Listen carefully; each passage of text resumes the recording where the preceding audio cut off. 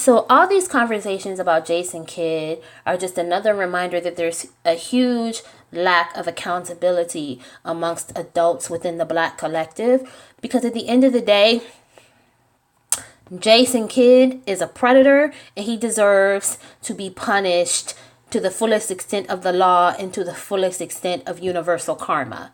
Okay?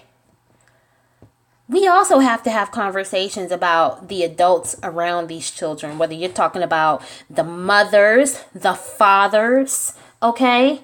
Because even if the father is absentee, guess what? When you make the decision to lay down with a woman, you have a child with her, and you know that's your child, and you abandon your responsibilities as a father, you have to understand something. Predators specifically look for children who don't have a strong male presence. So you can hate your baby mama or your ex-wife or your ex-girlfriend as much as you want. But when you make the decision to abandon that child and to leave that child solely under the supervision of a woman, you have to understand something. Male predators do not view women as a threat. Okay? So you leave your children vulnerable to violent, predatory men. So you're just as accountable as the mother if she's the custodial parent. So not only do we have to deal with the parents, but we have to deal with the fact that according to certain reports, he was just hanging around the middle schools and the high schools recruiting girls. So you got to look at the school security officers, the teachers, the principals, or anyone else who may have been aware of what he was doing and looked the other way. You got to look at all of these club promoters or anyone else who worked in the club that he was DJing at who heard the reports and looked the other way. You got to look at the fact that he worked for a radio station that was affiliated with Def Jam Recording and think to yourself, well, did they hear about any of the reports? Because if so, they can be held accountable as well. Okay? You have to look at anyone in his entourage or anyone who was an adult on his Facebook page who saw the way that he was openly preying on underage girls and hold them accountable as well. And the fact that all these people are looking around and saying, well, no, you can't blame this person, or it's black women's fault, or it's these people's fault. It's like, okay, see, this is why the fuckery and the bullshit will continue. Because the adults observing these situations don't want to acknowledge that, hey, in certain states, if you are present when a felony is being committed, you're just as liable as the person committing the crime. Not only that, but you have a moral responsibility, in my opinion, to report something if you see it, particularly if it's a crime against a child. Okay? And there's a larger conversation that has to be had about the fact that many of these girls were in South Carolina, or I believe he also had some gigs in Georgia as well. And these are states who have not approved Medicaid expansion. So guess what?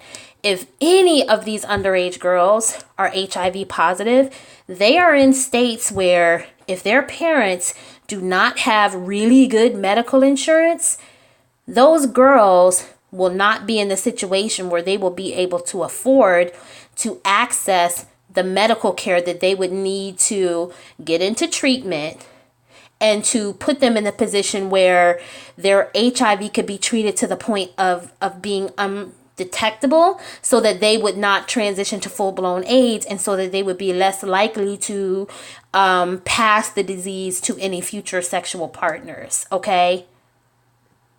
I'm telling y'all, by the time I was 30 or 31, there was a guy in my high school class who had died of full-blown AIDS. He had been molested as a child, and his family ignored it, okay? And he ended up in a relationship with another man who never fucking told him that he was HIV positive. Okay? Before the Affordable Care Act and before Medicaid expansion, he contracted he contracted HIV and within a few years had full-blown AIDS, and he's dead. Okay? I have another man in my life who's a very good friend. He's a man of another race, okay? But he came across a man who was HIV positive, but that guy was honest enough to tell him about his status, so he didn't contract it. My best friend's aunt died of full-blown AIDS because she got it from her husband, okay? And they are now both dead. A girl that I have known since elementary school, both of her parents are dead of full-blown AIDS. So by the time she was in high school, both of her parents had died, and her grandparents ended up raising her and her brother. Her mother contracted HIV from her father because he got it through IV drug use, and they contracted full-blown AIDS, both dead. Okay? So the conversation that a lot of people are not having about this is these girls are in a state where there's no Medicaid expansion. So there's not going to be a lot of resources available to them to get into treatment for their HIV.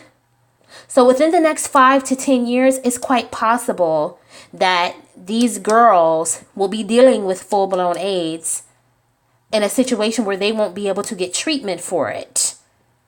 And if you listen to people like Walter Lee Hampton or others, or you pay attention to the research, a lot of these people continue to have sex and enter into relationships even when they contract full-blown STDs. So that presents a larger issue for the areas that they're in. So when you look the other way and you ignore what's going on as these girls are being abused, or you're looking for reasons to make excuses for the fact that black men allowed this white male predator to walk around unchecked, you're ignoring the larger health concern for these girls, for the overall areas that they live in, and for any potential future children that they have. Because these girls later in life get pregnant and they have untreated HIV or full-blown AIDS. Guess what? There's at least a 25% chance that they will pass it on to their unborn children. And so that's a bigger concern about all of these black people on social media who claim to be pro-black or whatever, who were telling you in 2016 not to vote. If they live in liberal states that are going to go to Democrats anyway, don't listen to them. If you're in the Bible Belt, you're in the South, or you're in a swing state, you need to think about what it's going to mean, not only for you, but for the communities that you claim to care about. If people can't access health care, they can't access services that would get them into certain treatment. They can't access services that would get them PrEP, okay? You have to think about what that means for the communities that you claim to love. You have to think about what that means for the black children that a lot of y'all claim to love, okay? Because if these girls were so sexualized that they felt comfortable accepting money and trinkets for sex at a young age, there's a bigger picture that has to be thought about here. It's possible that those were girls who had already been abused and molested within their families or within their neighborhoods. And it's possible that not only were they being sexually exploited by adults, but they may have also been involved in sexual activities with kids their own age. And so what does that mean if they've been exposed to HIV? And if you've looked at the medical research and you've looked at the information out there, like I said in a previous upload, a lot of people, when they are diagnosed with one STD, they're finding out that they have 2 or 3. And we also have to look at, when it comes to the hot spots for HIV and AIDS and the 15 states with the most cases, South Carolina is number 8. Okay? So this is a huge problem and it's a huge concern. And guess what? If all these people were looking the other way with DJ Kid, aka Jason Roger Pope, then he probably wasn't the only one that was abusing black children in Florence, South Carolina, or in other states in the South, or in other states across the country. So, and instead of people getting into this blame game and saying, oh, it's the black women who are the custodial parents, or it's this person, or it's this person. It's like, no, it's anyone who saw that there was a potential issue and didn't report it, starting in the home and branching out to the larger community. All right.